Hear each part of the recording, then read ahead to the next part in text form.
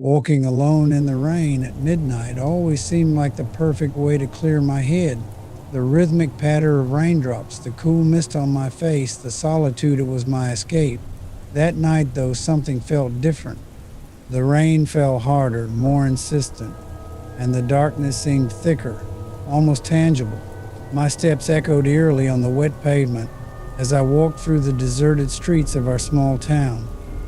I pulled my coat tighter around me, feeling the cold seeping in.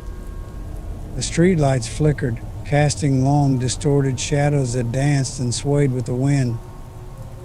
I could see my breath fogging up in front of me, mingling with the damp air. The town was unnervingly quiet, the usual hum of late-night traffic replaced by an unsettling silence. Even the usual stray dogs and nocturnal creatures seemed to have vanished. As I passed the old church at the edge of town, I heard a faint noise like a whisper carried on the wind. I stopped, straining to listen, but the only sound was the relentless rain. Shaking my head, I continued walking, but the unease lingered, gnawing at the edges of my mind. I turned onto Elm Street, where the trees formed a dense canopy overhead, their branches intertwining like skeletal fingers. Halfway down the street, I noticed a figure standing under one of the flickering streetlights. A tall, shadowy figure cloaked in darkness, unmoving, facing away from me. My heart skipped a beat, but I told myself it was just another late night walker. As I approached, the figure remained still, the rain creating a shimmering halo around it. "Hey, you okay?" I called out, my voice sounding small and fragile in the oppressive silence. The figure didn't respond, didn't move. A chill ran down my spine and I felt a primal urge to turn around and run. But curiosity, or perhaps foolishness, pushed me forward. When I was just a few feet away, the figure slowly turned to face me. My breath caught in my throat. The face was shrouded in darkness, but I could see the faint glint of eyes watching me, cold and devoid of life. I stumbled backward, nearly slipping on the slick pavement. The figure took a step toward me, and I finally found my voice. "Who are you? What do you want?" No answer. Just those lifeless eyes boring into me. Panic surged through me, and I turned and ran, my footsteps splashing loudly in the puddles. I didn't dare look back, my only thought to get away, to find safety. I could hear footsteps behind me, slow and deliberate, following me with an unhurried menace. I darted into an alley, hoping to lose my pursuer in the maze of narrow passages. The rain fell harder, drumming on the rooftops and masking any sounds of pursuit. My lungs burned and my legs ached, but I kept running, turning corners at random, praying for a way out. The alley twisted and turned, the walls closing in on me, and I felt like a rat in a trap. Finally, I emerged onto a familiar street, the old playground where I used to play as a child. The swings creaked in the wind and the rusty merry-go-round spun slowly, pushed by the gusts. I paused, trying to catch my breath, to think. Maybe I had lost him. Maybe he was just a figment of my imagination, a shadow conjured by the night and the rain. But then I saw him standing at the entrance to the playground, those eyes glinting in the darkness. He had followed me, silent and relentless.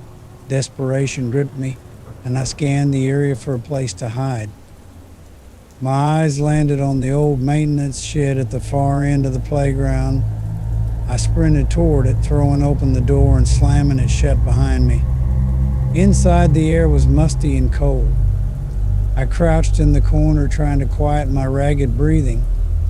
I could hear the rain pounding on the tin roof, each drop like a drumbeat in my ears. Minutes passed, or maybe hours, I couldn't tell. I strained to hear any sound outside, but all was quiet.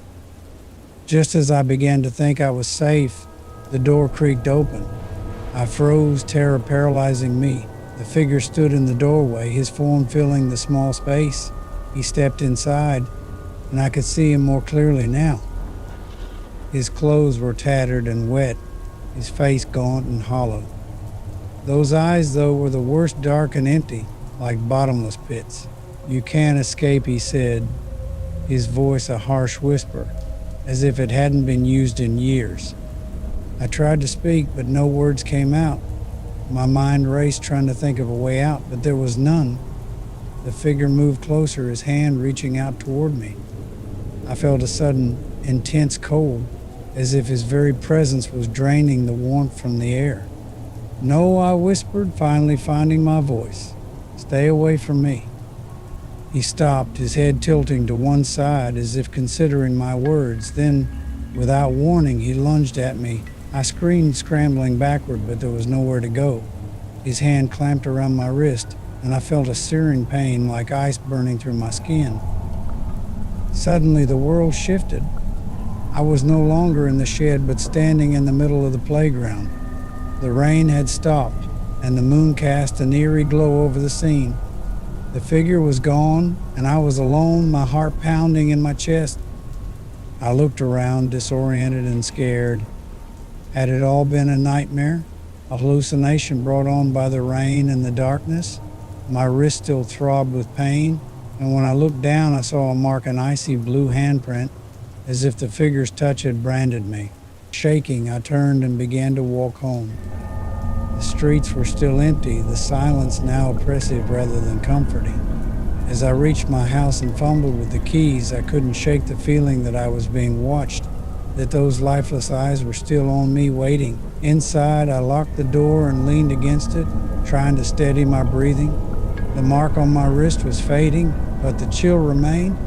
I knew I would never walk alone in the rain at midnight again. The solitude I had once found comforting was now a source of dread, a reminder of the night when the shadows came to life.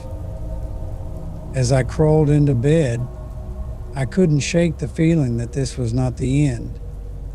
The figure, whatever it was, had marked me, and I knew deep down that one day it would return.